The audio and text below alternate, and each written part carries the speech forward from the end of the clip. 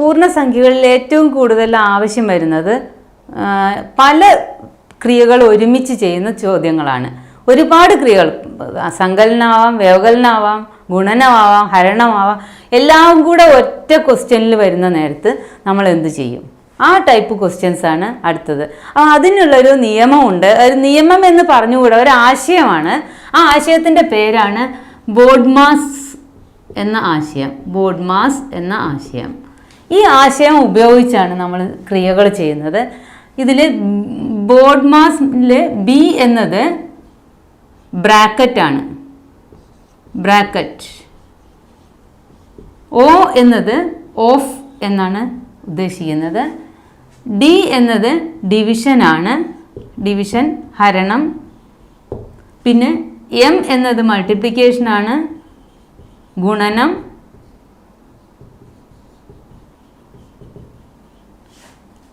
A എന്നത് addition അഥവാ സങ്കലനം. അവസാനത്തേത് സബ്ട്രാക്ഷൻ അഥവാ വ്യവകലനം. സബ്ട്രാക്ഷൻ അഥവാ വ്യവകലനം. ഇതിൻ്റെ ചുരുക്കത്തിലാണ് നമ്മൾ ബോഡ്മാസ് എന്ന് പറയുന്നത്. ആദ്യം ഒരു വലിയ ക്രിയ കിട്ടിയാൽ ആ വലിയ ക്രിയയിൽ ആദ്യം ബ്രാക്കറ്റിലുള്ള കാര്യങ്ങൾ ചെയ്യണം. ബ്രാക്കറ്റ് ഓഫ്, അതാണ് ഓ വരുന്നത്. ഓഫ്, ബ്രാക്കറ്റ് ഓഫ്, ഏത് സംഖ്യയുടെ ആണോ ബ്രാക്കറ്റ്, അതാണ് ബ്രാക്കറ്റ് ഓഫ്. അപ്പോൾ ബ്രാക്കറ്റ് ഓഫ് ആദ്യം ചെയ്യണം.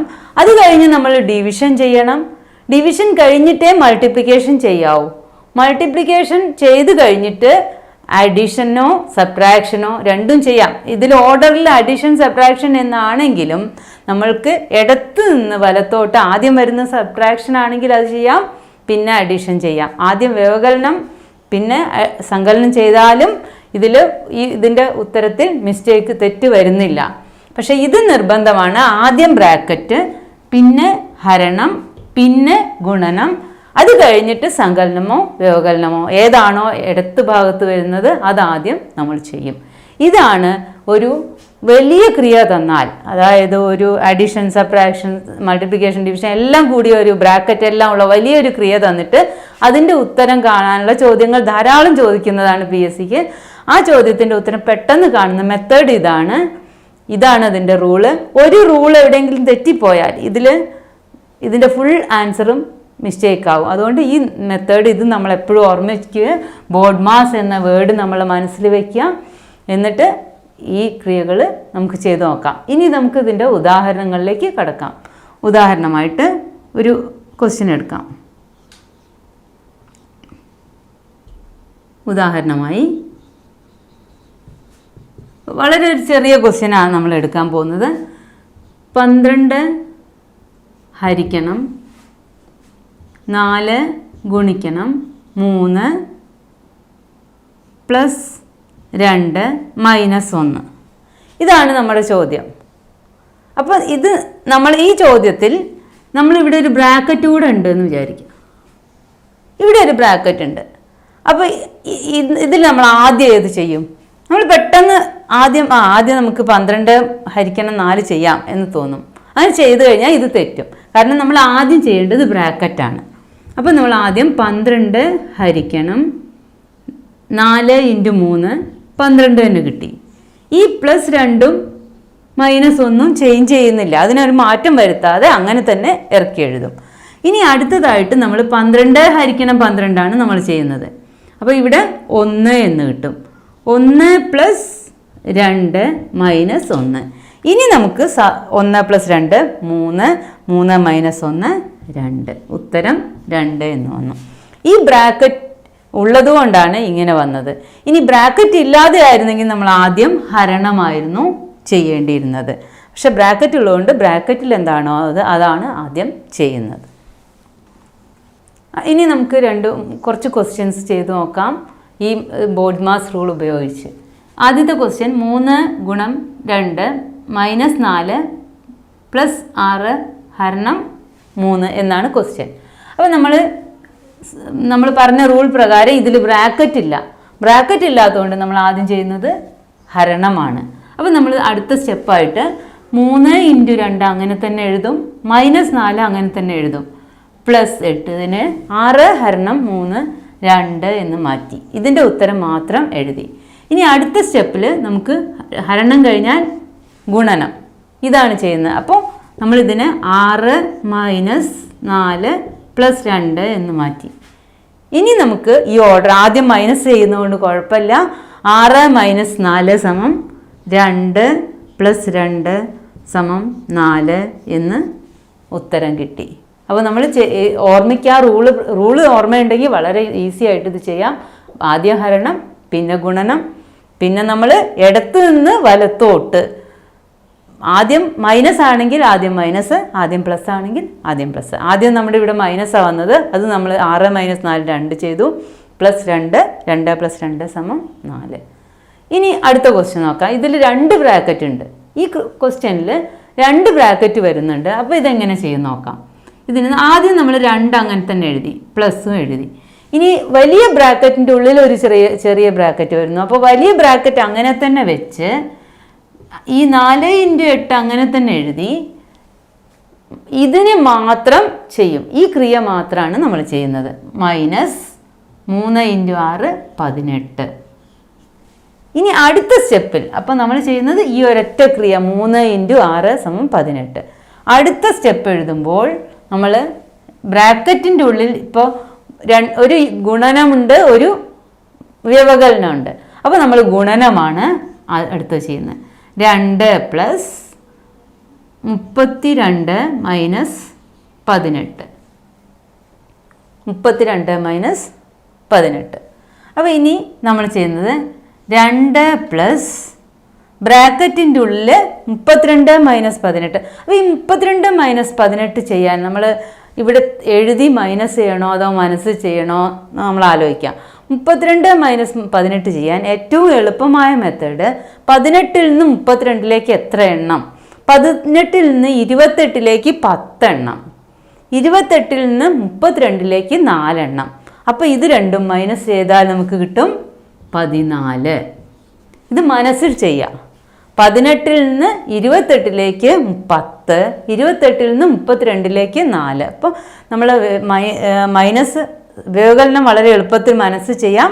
2 + 14 = 16. നമ്മുടെ ഉത്തരം 16 എന്ന് കിട്ടി. അപ്പോൾ ബ്രാക്കറ്റിൻ്റെ ഉള്ളിൽ ബ്രാക്കറ്റ് വന്നാൽ അതാണ് ആദ്യം ചെയ്യുക. പിന്നെ ബ്രാക്കറ്റിനുള്ളിൽ ഉള്ള ഹരണമോ ഗുണനമോ ചെയ്യും. അത് കഴിഞ്ഞതിന് ശേഷം സങ്കലനവും വ്യവകലനവും ചെയ്യും. നമ്മൾ ഉത്തരം കിട്ടി. അടുത്തത് നമ്മൾ മൂന്നാമതായിട്ട് നമുക്ക് വേറൊരു ചോദ്യം നോക്കാം. ഈ ചോദ്യം ഒരു LDC ക്വസ്റ്റ്യൻ ആണ്. LDC പരീക്ഷയ്ക്ക് വന്ന ക്വസ്റ്റ്യൻ ആണ്. 48 - 12 × 3 + 9 / 10 - 9 × 3 = വാട്ട്? പിന്നെ എന്താണ് അതിൻ്റെ ഉത്തരം? 4 ചോയ്സ് ഉണ്ട്. 39, 351, 6, 3. നമുക്കിത് ചെയ്ത് നോക്കാം. ഇപ്പം നമ്മൾ പഠിച്ച ബോഡ്മാസ് റൂള് യൂസ് ചെയ്തിട്ട് നമുക്ക് ചെയ്ത് നോക്കാം. ഇതിനെ നമുക്ക് 48 - 12 × 3. അപ്പോൾ ഇതിൽ ഛേദത്തിലും അംശത്തിലും ഏതാണോ ചിഹ്നം, ഇതിലിപ്പോൾ 12 × 3 നമ്മൾ ചെയ്യേണ്ടത്. പക്ഷേ ഛേദത്തിൽ 9 × 3 ചെയ്യുന്നത്. അപ്പോൾ നമ്മൾ 48 - 12 × 3 36 + 9 എന്നും അംശത്തിൽ ഛേദത്തിൽ 10 - 9 × 3 എന്നും എഴുതി. ഇപ്പം നമ്മൾ തന്ന ക്വസ്റ്റ്യനെ 48 - 36 + 9 / 10 - 3 എന്ന് മാറ്റി എഴുതി. ഇനി ഇതിനെ നമ്മൾ വീണ്ടും നമുക്കറിയാം ഓർഡർ നോക്കേണ്ട ആവശ്യമില്ല. ആദ്യം നമുക്ക് മൈനസ് ചെയ്യാം, പിന്നെ പ്ലസ് ചെയ്യാം. 48 - 36 ഇത് നേരത്തെ പറഞ്ഞ പോലെ മനസ്സ് ചെയ്യാം. 48 - 36, 36ൽ നിന്ന് 46ലേക്ക് 10, പിന്നെ 2. അപ്പോൾ 12 + 9 / 10 - 3 7 എന്ന് കിട്ടി. 12 + 9 21 / 7 = 3. അപ്പോൾ നമ്മുടെ ഉത്തരം 3 എന്ന് കിട്ടി. ഉത്തരം 3 ആണ്. അത് ആൻസർ ഓപ്ഷൻ ഡി ആണ്. 4ാമത്തെ ക്വസ്റ്റ്യൻ. നാലാമത്തെ ക്വസ്റ്റ്യനിൽ ഒരു ഡിഫറെൻറ്റ് ടൈപ്പ് ക്വസ്റ്റ്യൻ ആണ്. ഇത് LDC കാസർഗോഡിന് ചോദിച്ച ക്വസ്റ്റ്യൻ ആണ്. പോസിറ്റീവ് എന്നാൽ ഹരണം, അതായത് പ്ലസ് എന്നാൽ ഹരണം, ഹരണം എന്നാൽ മൈനസ്, മൈനസ് എന്നാൽ ഗുണനം, ഗുണനം എന്നാൽ പ്ലസ്. അതായത് ഈ തന്ന ചോദ്യത്തിൽ പ്ലസിൻ്റെ സ്ഥാനത്ത് നമ്മൾ എന്ത് എഴുതണം? ഹരണം എന്ന് മാറ്റണം. ഹരണത്തിൻ്റെ സ്ഥാനത്ത് നമ്മൾ മൈനസ് എന്ന് മാറ്റണം. മൈനസിൻ്റെ സ്ഥാനത്ത് നമ്മൾ ഗുണനമാവും, ഗുണനത്തിൻ്റെ സ്ഥാനത്ത് നമ്മൾ പ്ലസും കൊടുക്കണം. എന്നിട്ട് വേണം ഇതിൻ്റെ വില കാണാൻ. ആ വിലയിൽ 4 ഓപ്ഷൻസ്, 3, 6, -3, 36. ഇതാണ് ഓപ്ഷൻസ്. അപ്പോൾ നമ്മൾ എങ്ങനെ ഇത് ചെയ്യും എന്ന് വെച്ചാൽ, നമ്മൾ ആദ്യം ക്വസ്റ്റ്യൻ ചേഞ്ച് ചെയ്യാൻ പോവാണ്. നമ്മുടെ ക്വസ്റ്റ്യൻ 48 + 16 ഹരണം 4 -2 ഗുണനം 8 എന്നാണ്. അപ്പോൾ നമ്മൾ പ്ലസിൻ്റെ സ്ഥാനം എന്തായി? ഹരണമായി. അപ്പോൾ നമ്മൾ ക്വസ്റ്റ്യനെ മാറ്റുകയാണ്. 48 ഹരണം 16 എന്ന് മാറ്റി. പിന്നെ ഹരണത്തിൻ്റെ സ്ഥാനത്ത് നമ്മൾ മൈനസ് ആക്കി, എന്നിട്ട് 4 എന്ന് എഴുതി. മൈനസിൻ്റെ സ്ഥാനത്ത് നമ്മൾ ഗുണനം ആക്കി. അപ്പോൾ ഗുണിക്കണം 2 എന്നായി. ഇനി ഗുണനത്തിൻ്റെ സ്ഥാനത്ത് +8 എന്നായി. അപ്പോൾ നമ്മളെ ക്വസ്റ്റ്യൻ മൊത്തമായിട്ട് മാറി. ഇതാണ് നമ്മളെ ശരിയായ ക്വസ്റ്റ്യൻ. ഈ ക്വസ്റ്റ്യനെ മാറ്റി നമ്മൾ ഇങ്ങനെ എഴുതി. ഇനി സാധാരണ നമ്മൾ നേരത്തെ ചെയ്ത പോലെ തന്നെ ആദ്യം നമ്മൾ ഹരണം ചെയ്യുന്നു. അപ്പോൾ 48 ഹരണം 16 3 പ്രാവശ്യം, -4 ഗുണം 2 + 8. ഇനി നമ്മൾ ഗുണനം ചെയ്യുന്നു. അടുത്ത സ്റ്റെപ്പിൽ 3 - 8 + 8. അപ്പോൾ നമുക്കറിയാം -8ഉം +8ഉം ഉണ്ടെങ്കിൽ എന്തായിരിക്കും? അത് 0 ഒരേ സംഖ്യയുടെ പോസിറ്റീവും നെഗറ്റീവും -1 + 1 = 0, -2 + 2 = 0. അതേപോലെ -8 + 8 = 0 ആവും. അപ്പോൾ നമ്മുടെ ഉത്തരം 3 ആയിരിക്കും. അപ്പോൾ ഇതിലെ ഓപ്ഷൻസ് ഉത്തരം 3 ആയാൽ ഓപ്ഷൻ എ ആണ് ഇതിൻ്റെ ശരി ഉത്തരം. അപ്പോൾ ഇതൊരു ഡിഫറെൻറ്റ് ടൈപ്പാണ്. ഈ ക്വസ്റ്റ്യൻ എല്ലാ LDCയിലും ഒരു ക്വസ്റ്റ്യൻ ഇങ്ങനത്തെ കാണാറുണ്ട്. LDCയിലും അസിസ്റ്റൻറ്റ് ഗ്രേഡിലും എല്ലാം ഇത് കാണാറുണ്ട്. അപ്പോൾ ഇത് പ്രത്യേകം ശ്രദ്ധിക്കുക. ഒന്നും നമ്മൾ ചെയ്യാനില്ല. ഈ ചിഹ്നം ഒന്ന് മാറ്റി എഴുതിയതിന് ശേഷം ചോദ്യത്തിൻ്റെ ഉത്തരം കണ്ടുപിടിച്ചാൽ കൃത്യമായിട്ട് ഉത്തരം കിട്ടും. അടുത്തത് 4 കൊണ്ട് നിശേഷം ഹരിക്കാൻ കഴിയുമോ എന്ന് എങ്ങനെയാണ് പരിശോധിക്കുന്നത് നോക്കാം. 4 എന്ന സംഖ്യയെ നോക്കുന്നതിന് തന്നിരിക്കുന്ന സംഖ്യയിലെ അവസാനത്തെ 2 അക്കങ്ങൾ ചേർന്നുണ്ടാവുന്ന സംഖ്യ 4ൻ്റെ ഗുണിതമാണോ എന്ന് നോക്കണം. തന്നിരിക്കുന്ന സംഖ്യയിൽ അവസാനത്തെ 2 അക്കങ്ങൾ ചേർന്നുണ്ടാവുന്ന സംഖ്യ 4 എന്ന സംഖ്യയുടെ ഗുണിതമാണോ എന്ന് ആണ് നമ്മൾ പരിശോധിക്കുന്നത്. അപ്പോൾ നമ്മൾ നോക്കാം. തന്നിരിക്കുന്ന സംഖ്യ, ഇതാണ് നിയമം. തന്നിരിക്കുന്ന സംഖ്യയുടെ അവസാനത്തെ 2 അക്കങ്ങൾ ചേർന്നുണ്ടാവുന്ന സംഖ്യ, 2 അക്കങ്ങൾ ചേർന്നുണ്ടാവുന്ന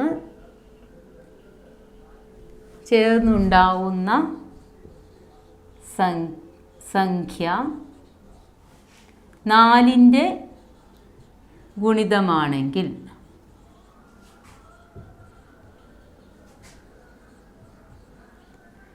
സംഖ്യയെ 4 കൊണ്ട് നിശേഷം ഹരിക്കാം. 4 കൊണ്ട് നിശേഷം ഹരിക്കാം. ഇതാണ് 4ൻ്റെ നിശേഷഹരണത്തിനുള്ള നിയമം. നമ്മളൊരു ഉദാഹരണം എടുത്തിട്ട് നമുക്ക് പരിശോധിക്കാം. 2, 0, 8, 4, 0. ഈ സംഖ്യ 20,840. ഈ സംഖ്യയുടെ അവസാനത്തെ 2 അക്കങ്ങൾ ചേർന്നുണ്ടാവുന്ന സംഖ്യ എന്താണെന്ന് നോക്കാം. 4, 0. അപ്പം സംഖ്യ എന്താണ്? 40. ഈ 40 എന്ന സംഖ്യ 4ൻ്റെ ഗുണിതമാണോ? 40 എന്ന സംഖ്യ നമുക്കറിയാം 10 × 4 40 40 എന്ന സംഖ്യ 4ൻ്റെ ഗുണിതമാണ്. 40 എന്ന സംഖ്യ 4ൻ്റെ ഗുണിതമായതുകൊണ്ട് ഈ തന്നിരിക്കുന്ന സംഖ്യയും 4ൻ്റെ ഗുണിതമാണ്. 40 4ൻ്റെ ഗുണിതമാണ്.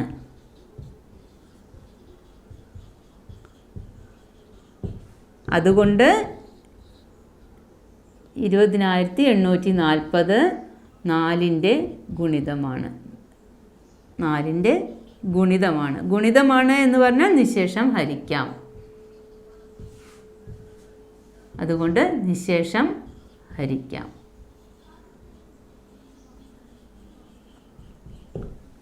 അപ്പം നമ്മൾ തന്നിരിക്കുന്ന സംഖ്യയുടെ അവസാനത്തെ 2 അക്കങ്ങൾ എടുക്കുന്നു.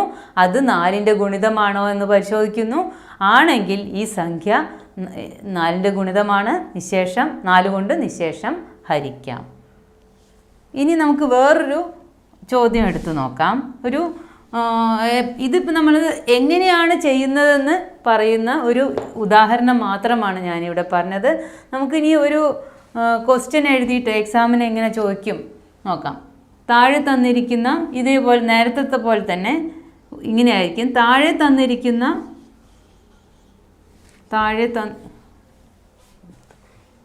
എഴുതി വയ്ക്കാം. അടുത്തതായിട്ട് ഇതിൽ PSCക്ക് എങ്ങനെയാണ് ക്വസ്റ്റ്യൻ വരുന്നത്? നേരത്തെ പോലെ തന്നെ താഴെ തന്നിരിക്കുന്ന സംഖ്യകളിൽ 4 കൊണ്ട് നിശേഷം ഹരിക്കാവുന്ന സംഖ്യ ഏത്? നേരത്തെ ചെയ്ത പോലെ ഓപ്ഷൻ A എടുക്കുക, ട്രയൽ നോക്കുക ശരിയാണോ. ഓപ്ഷൻ Aയിൽ 4 + 4 3 4 4 2. ഇതിൽ അവസാനത്തെ 2 സംഖ്യ 42. ഈ 42 4ൻ്റെ ഗുണിതത്തിൽ വരുമോ അല്ലെങ്കിൽ 4 കൊണ്ട് നിശേഷം ഹരിക്കാൻ പറ്റുമോ നമുക്ക് നോക്കാം. 4ൻ്റെ ഗുണന പട്ടികയിൽ 40 വരുന്നത്. 40 കഴിഞ്ഞാൽ അടുത്തത് 44. തീർച്ചയായിട്ടും 42 4ൻ്റെ ഗുണിതമല്ല. 4ൻ്റെ ഗുണിതമല്ല. അതുകൊണ്ട് ഓപ്ഷൻ A റോങ് ആണ്. ഇനി നമുക്ക് അടുത്ത ഇത് പരിശോധിക്കാം. ഓപ്ഷൻ B എടുത്ത് നോക്കാം. 6 8 1 1 0 6. ഇതിൽ അവസാനത്തെ 6 8 1 1 0 6. അവസാനത്തെ 2 അക്കങ്ങൾ 0ഉം 6ഉമാണ്. അപ്പോൾ ഇവിടെ നോക്കുക 6 ഇതേപോലെ തന്നെ 6 4ൻ്റെ ഗുണിതമല്ല. 4ൻ്റെ ഗുണിതമല്ല. അപ്പോൾ നമുക്കറിയാം ഓപ്ഷൻ B റോങ് ആണ്. പിന്നെ ഓപ്ഷൻ C എടുത്ത് നോക്കുക. ഇനി ഓരോന്നും നമ്മളിങ്ങനെ എഴുതി നോക്കണമെന്നില്ല. നമുക്ക് ഇവിടെ തന്നെ നോക്കാം. ഓപ്ഷൻ C എടുത്ത് നോക്കിയാൽ 54 എന്ന സംഖ്യ 4ൻ്റെ ഗുണിതത്തിൽ വരുമോ എന്ന് നോക്കാം. 54ൽ 5ൽ 1 പ്രാവശ്യം, ബാക്കി 14ൽ 3 പ്രാവശ്യം. അപ്പോൾ ശിഷ്ടം വരുന്നു. അതുകൊണ്ട് ഈ സംഖ്യയും 4ൻ്റെ ഗുണിതമല്ല. 54 4ൻ്റെ ഗുണിതമല്ലാത്തതുകൊണ്ട് ഓപ്ഷൻ സിയും അപ്പോൾ നമുക്ക് റോങ് എന്ന് കിട്ടും. പിന്നെ നോക്കുക ഓപ്ഷൻ ഡിയിലേക്ക്. അവസാനത്തെ 2 അക്കങ്ങൾ 0 8. 0 8 എന്ന് പറഞ്ഞാൽ അതിൻ്റെ സംഖ്യ 8 എന്ന് പറയാം. 8 നമുക്കറിയാം 4ൻ്റെ ഗുണിതമാണ്. അതുകൊണ്ട് ഉടനെ തന്നെ ഓപ്ഷൻ ഡി ശരിയാണ്. ഉത്തരം ശരിയാണ്, ഓപ്ഷൻ ഡി.